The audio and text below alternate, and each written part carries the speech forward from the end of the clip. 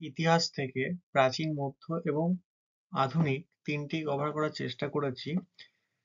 আমাদের PYQs যেগুলি RRB পরীক্ষায়, রেলওয়ে সংক্রান্ত পরীক্ষায় এসছে, এছাড়াও যেগুলি আমরা PSC পরীক্ষাগুলিতে দেখতে পাই এবং দেখতে পেয়েছি, সমস্ত PYQ আমরা চেষ্টা করছি এক প্লেলিস্টের মধ্যে নিয়ে আসার। তোমরা আমার ইউটিউব চ্যানেলে দেখতে পাবে আলাদা করে একটি প্লেলিস্ট শুধুমাত্র ইতিহাসের জন্যই করা হয়েছে, এবং সেখানে শুধুমাত্র ইম্পর্টেন্ট PYQ গুলি তোমরা কিন্তু রিপিট করে যেতে পারবে বা তোমরা জাস্ট চোখ বুলাতে পারবে। You don't need huge time, actually আমরা জাস্ট এটা চোখ বুলালেই হয়ে যাবে। আমরা খুব ফাস্ট যেহেতু PYQ গুলো কভার করার চেষ্টা করি, যাতে যতটা বেশি সম্ভব, যত কম সময়ের মধ্যে ততটাই আমরা তোমাদের সামনে নিয়ে আসি, যেটা সুবিধা হবে আমাদের টাইম মেনটেন করাতে। ফার্স্ট কোয়েশ্চেন দেখি আমরা। দেখো, রামায়ণ প্রাচীন ভারতীয় মহাকাব্য, দীর্ঘতম মহাকাব্য হিসেবে পরিচিত এবং এটিকে দীর্ঘতম লিখিত কবিতা হিসেবেও বর্ণনা করা হয়। কোনটি এর মধ্যে? দেখো, সেটি হচ্ছে আমাদের মহাভারত। মহাভারত দীর্ঘতম লিখিত যে মহাকাব্য আমাদের। নেক্সট, রাজকুমারী রত্নাবলী প্রেম কাহিনী নিয়ে রচিত সংস্কৃত নাটক রত্নাবলী কে লিখেছিলেন? দেখো, রত্নাবলী নাটকটি কনৌজ রাজ হর্ষবর্ধন লিখেছিলেন। কে ছিলেন? কনৌজ রাজ। আমরা হর্ষবর্ধনের নাম শুনেছি কিন্তু, রাইট? এবং যিনি কি শিলাদিত্য, মগধরাজ, বিভিন্ন উপাধি নিয়েছিলেন, তাই তো? শিলাদিত্য, মগধরাজ, এই উপাধিগুলো তিনি গ্রহণ করতেন। এছাড়াও তার, ধরো, আমরা আরো তিনটে নাটকের কথা জানতে পারি, যেমন রত্নাবলী, প্রিয়দর্শিকা বা নাগানন্দ, বিভিন্ন নাটকের কথা জানতে পারি। সবসময় আমি লিখছি না, তাই আমার কথাগুলো তোমরা খুব ভালো করে কিন্তু শুনবে, এখানের মধ্যে কিন্তু অনেক কিছু কভার হয়ে যায়। নেক্সট, নিম্নোক্ত কোনটি কালিদাস দ্বারা রচিত নয়?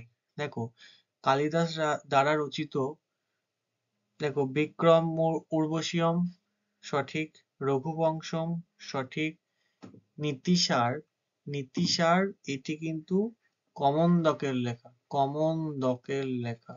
অভিজ্ঞান শকুন্তলম এটিও সঠিক, তাই তো? দ্বিতীয় চন্দ্রগুপ্তের নবরত্নের অন্যতম ছিল কালিদাস।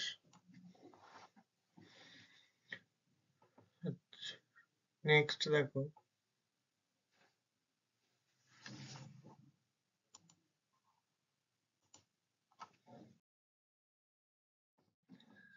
নেক্সট, কোন প্রাচীন গ্রিক ঐতিহাসিক ও কূটনীতিবিদ ইন্ডিকা গ্রন্থটি লিখেছিলেন? দেখো, এটা আমরা খুব ভালো করে জানি, ইন্ডিকা কে লিখেছিলেন? মেগাস্থিনিস, তাই তো? তাহলে তিনি কার দূত হিসাবে এসেছিলেন? সেটাও আমরা জানি, কার দূত? সেলুকাস, তাই তো? সেলুকাসের দূত হিসাবে এসেছিলেন। কার দরবারে এসেছিলেন? কার দরবার? চন্দ্রগুপ্ত মৌর্য। আর এই গ্রন্থ থেকে তখনকার দিনে, ধরো, ভারতের বিভিন্ন ইতিহাস জানা যায়। নেক্সট, কালিদাসের মেঘদূত কাব্যটি কোন ভাষায় রচিত? কালিদাসের মেঘদূত কাব্যটি সংস্কৃত ভাষায় রচিত। ম্যাক্সিমাম কাব্যই সংস্কৃত ভাষায় রচিত। নিম্নোক্ত কে রঘুবংশম রচনা করে? সবগুলো কিন্তু দেখেছো, লক্ষ্য করেছো, পরীক্ষায় কিন্তু আসা PY। রঘুবংশম কে রচনা করেন? কালিদাস। কালিদাসের বিক্রম উর্বশীয়ম যেটা নাটক, নিচে কোন চরিত্র নিয়ে তৈরি? দেখো, এটা ছিল পুরুভাস আর উর্বশী।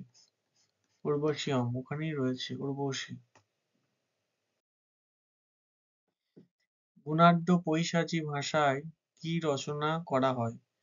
দেখো, গুণাঢ্য ছিল একজন কিন্তু পণ্ডিত, হ্যাঁ, তিনি রচনা করেছিলেন কি? বৃহৎ কথা। বৃহৎ কথা রচনা করেছিলেন। নেক্সট, নাগানন্দ একটি সংস্কৃত নাটক যেখানে বিদ্যাধর রাজা জিমুতবাহন নাগাদের রক্ষা করার জন্য আত্মত্যাগ করেন। এটা কার দ্বারা লিখিত?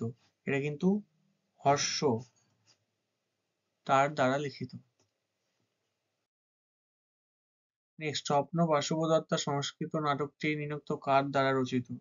কার দ্বারা রচিত? ভাসের দ্বারা। স্বপ্ন বাসুদেবদত্তম ভাসের দ্বারা, তাই তো? নেক্সট দেখো, আমরা মধ্যযুগে চলে এলাম। দেখো, অলবিরুনির কিতাব উল হিন্দ কোন ভাষায় রচিত? এটা কিন্তু কিতাব উল হিন্দ, এটা কিন্তু ছিল আমাদের আরবি ভাষায় রচিত। এখানে মার্ক দুটো ভুল রয়েছে, আরবি ভাষায় রচিত, তাই তো? অলবিরুনি, অলবিরুনির কিতাব উল হিন্দ আমরা শুনেছি। আচ্ছা, নেক্সট দেখো, নিচের দেওয়া শাসকদের সঠিক ক্রমকাল। আচ্ছা আচ্ছা, আমরা দেখি। দেখো, মোহাম্মদ যে গজনী, ইনি এসেছিলেন কত? 998 থেকে 1030-এর মধ্যে। মোহাম্মদ ঘুরি এসেছিলেন 1173 থেকে 1206-এর মধ্যে, তাই তো? চেঙ্গিস খান এসেছিলেন তারপর 1206 থেকে 1227, আর তৈমুর লং 1370 থেকে 1405। তাহলে প্রথম কে আসছে? মোহাম্মদ গজনী, মানে 2 আগে হবে, সবগুলোরই 2 আগে, মানে এইটা হবে না অপশনে। আচ্ছা, নেক্সট দেখো, 4, 2 এর পর 4 দুটোর অপশন আছে, মানে এটা হবে না। আর নেক্সট 3, তাহলে 2, 4, 3, মানে অপশন নাম্বার সি। তরাইনের দ্বিতীয় যুদ্ধ কবে সংঘটিত হয়? একদম বেসিক। কার কার মধ্যে হয়েছিল? পৃথ্বীরাজ চৌহান আর মোহাম্মদ ঘুরি, তাই তো? পৃথ্বীরাজ আর একজনকে মোহাম্মদ ঘুরি।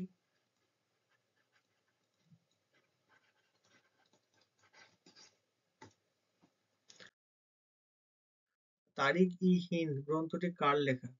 তারিখ-ই-হিন্দ অলবিরুনির লেখা একটি গ্রন্থ ছিল। মোহাম্মদ ঘুরি ও পৃথ্বীরাজ চৌহানের মধ্যে দুটি যুদ্ধ সংঘটিত হয়, যেখানে দ্বিতীয় যুদ্ধে পৃথ্বীরাজ চৌহান ড্যাশ মোহাম্মদ ঘুরির কাছে পরাজিত হন। আচ্ছা, এখানে দেখো, দ্বিতীয় যে যুদ্ধটা হয়েছিল সেটা কোন যুদ্ধ ছিল? কোন দ্বিতীয় যুদ্ধ ছিল? এখানে ড্যাশটা হবে। এটা হলো তরাইনের দ্বিতীয় যুদ্ধ, তাই তো? মোহাম্মদ ঘুরি যেখানে মোহাম্মদ ঘুরির কাছে তিনি পরাজিত হয়েছিলেন এবং তাকে তার রাজ্যগুলো নিয়ে তাকে বন্দি করে পরে হত্যা করা হয়েছিল। Next দেখো, কবে গজনীর সুলতান মাহমুদ প্রথমবার ভারত আক্রমণ করেছিলেন? কবে? 1000 খ্রিস্টাব্দ, তাই তো? নেক্সট দেখো,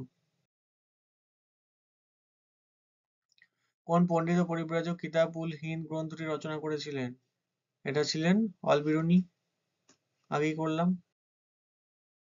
পার্সিয়ান পণ্ডিত অলবিরুনি আফগানিস্তান ও ভারতে কোন আক্রমণকারীর অনুষঙ্গী ছিলেন? কার অনুষঙ্গী ছিলেন? মোহাম্মদ ঘুরি। অলবিরুনি নিম্নে কোন ঐতিহাসিক ব্যক্তিত্বের সমসাময়িক ছিলেন? অলবিরুনি কার সমসাময়িক ছিলেন? মোহাম্মদ গজনভি। মোহাম্মদ গজনির সাথে কোন মুসলিম বিদ্বান ভারতে এসেছিলেন? অলবিরুনি ভারতে এসেছিলেন। আচ্ছা দেখো, এবার আমরা আধুনিক যে যুগ ভারতে সেখানে চলে এলাম। বেগম হজরত মহল ড্যাশ লখনৌতে বিদ্রোহের নেতৃত্ব দেন নবাবের স্ত্রী, যিনি 1857 সালে মে মাসে এই নেতৃত্ব কিন্তু দিয়েছিলেন। বেগম হজরত মহল, তিনি কোন নবাবের স্ত্রী ছিলেন? কোন নবাবের স্ত্রী ছিলেন বেগম হজরত মহল? অযোধ্যার নবাব ওয়াজিদ আলী শাহ, তাই তো? অযোধ্যার ওয়াজিদ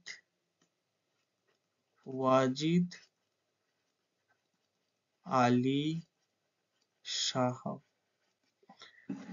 তার স্ত্রী ছিলেন।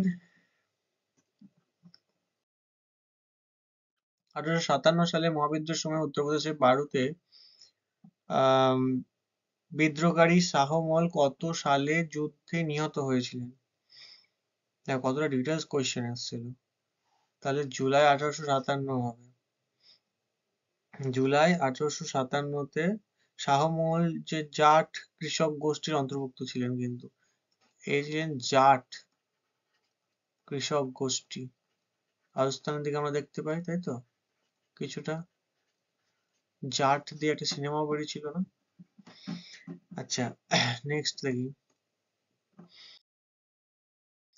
মহাবিদ্যুৎ স্ফুলিঙ্গ জ্বালিয়েছিলেন কে 1857 সালে?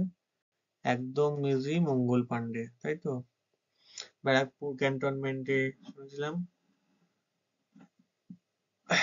মঙ্গল পান্ডের পরে ফাঁসি হলো।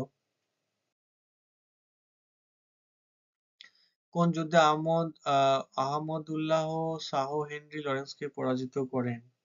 কোন যুদ্ধে? চীন যুদ্ধে। যুদ্ধে পরাজিত করেছিলেন, তাই তো।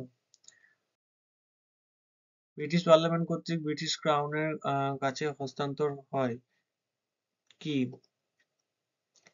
ব্রিটিশ পার্লামেন্ট কর্তৃক ব্রিটিশ যে ক্রাউন, সরি বাকি কোয়েশ্চেনটা আসেনি।